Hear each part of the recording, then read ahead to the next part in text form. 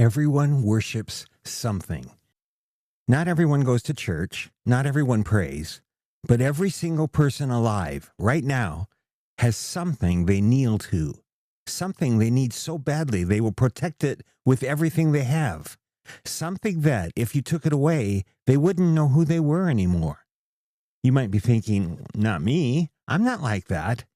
Stay with this, because what I'm about to show you, you can't unsee, and it might explain more about your own life than you expect. Go back to episode 1. The Bible says humans were made in the image of God. That's not just a nice idea, that's a job description. An image reflects what it's pointed at. A mirror doesn't make its own light, it catches light and sends it back. That's what humans were made to do with God. Look to Him, reflect Him, live from Him. That is worship. And here's the part most people don't expect. Worship isn't something you choose to do, it is something you are. It is wired into you so deeply you cannot turn it off. So in episode 2, when humans turned away from God in the garden, they didn't stop worshiping, they just aimed it somewhere else. You will always be gazing at something. You will always be kneeling to something. The question was never whether you would worship. The question is, what are you worshiping right now?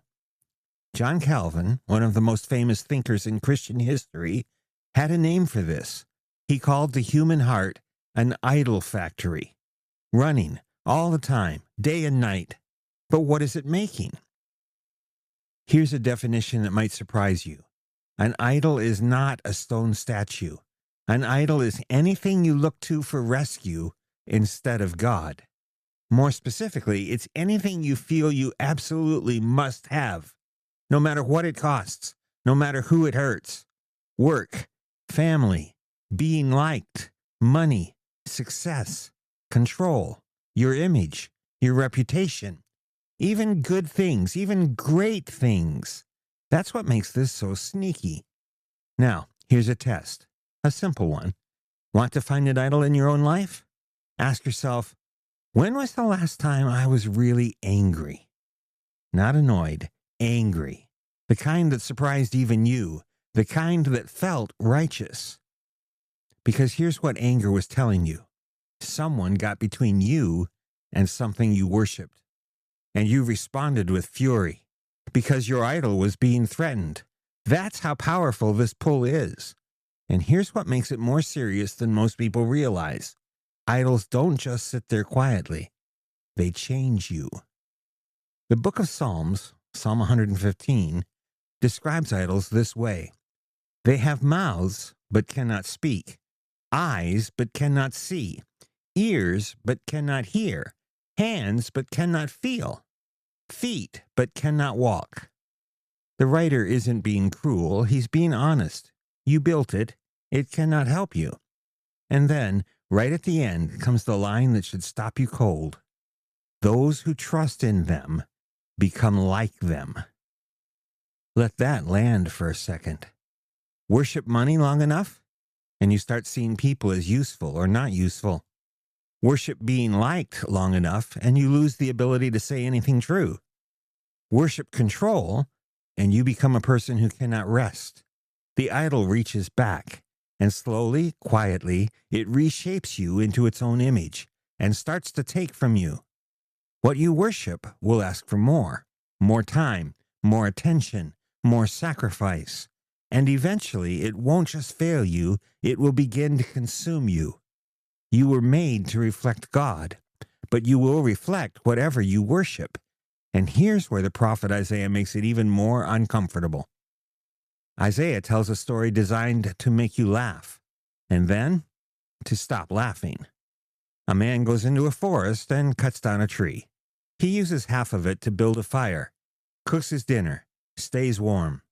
Then he takes the other half, the exact same tree, carves a face into it, bows down to it, and prays, "Deliver me, you are my God." Isaiah's verdict? They know nothing. They understand nothing.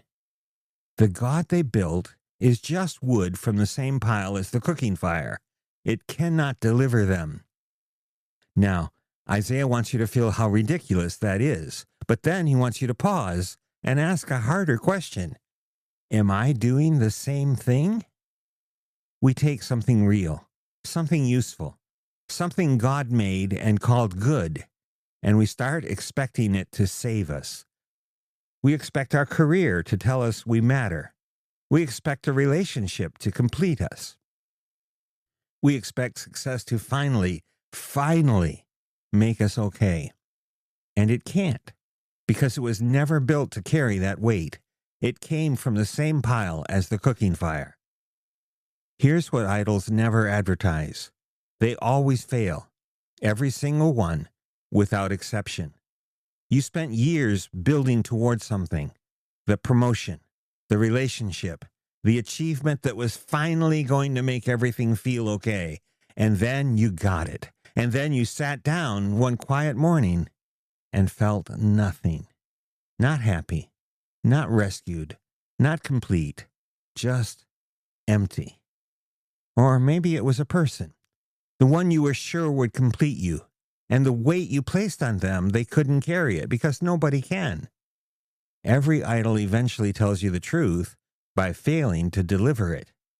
That silence after, that hollow feeling, that's not the end of the story. That's actually the moment the real story begins, because something is trying to get your attention. We're almost through. This series doesn't offer easy answers, but it offers real ones. If this is landing for you, subscribe. New episodes follow this story all the way to the end.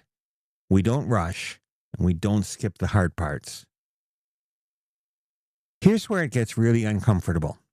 Sometimes we don't actually get rid of our idols. We just upgrade them. Say your idol is comfort, laziness, living only for yourself. Someone tells you that's not a good way to live, and they're right. So you swap it out. Now you're obsessed with discipline, success, productivity. On the outside, that looks like a huge improvement. But here's the problem. The God underneath hasn't changed. It's still my life, my way, my story. Or maybe your idol was your appearance, causing real damage. So you redirected.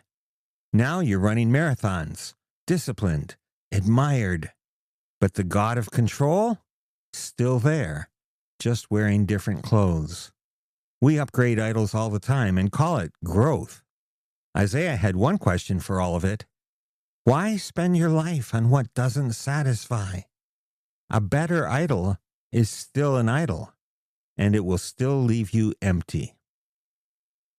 Now, let's pull everything together. Every idol, no matter how modern, how respectable, how hidden, is the same choice Adam made in the garden. I don't need to wait for God's story. I'll write my own. God promises something. We don't trust the timing. We don't trust Him. So we find a shortcut, something that gives us what God promised, but faster, easier, on our terms. That's all an idol is, a shortcut around the champion. And here's the part that should really sting. The shortcut never delivers because it was never designed to. The rescue, the belonging, the peace, the deep sense that your life actually means something, only one person in this entire story has ever actually provided that. The final Adam, Jesus, the one who passed the test, absorbed the damage, walked out of the grave.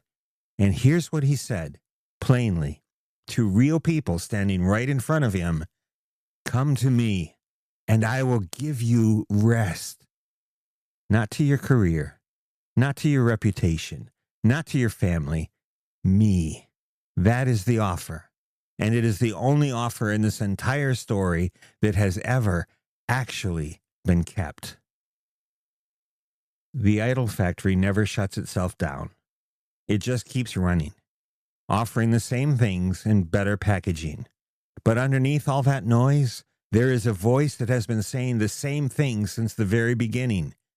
I made you to look at me. Come back. Not as a threat, as a plea. The factory is always open, but the door out of it has always been there too. The question was never whether you would worship. You do. We all do. All the time. The question is, how free do you really want to be?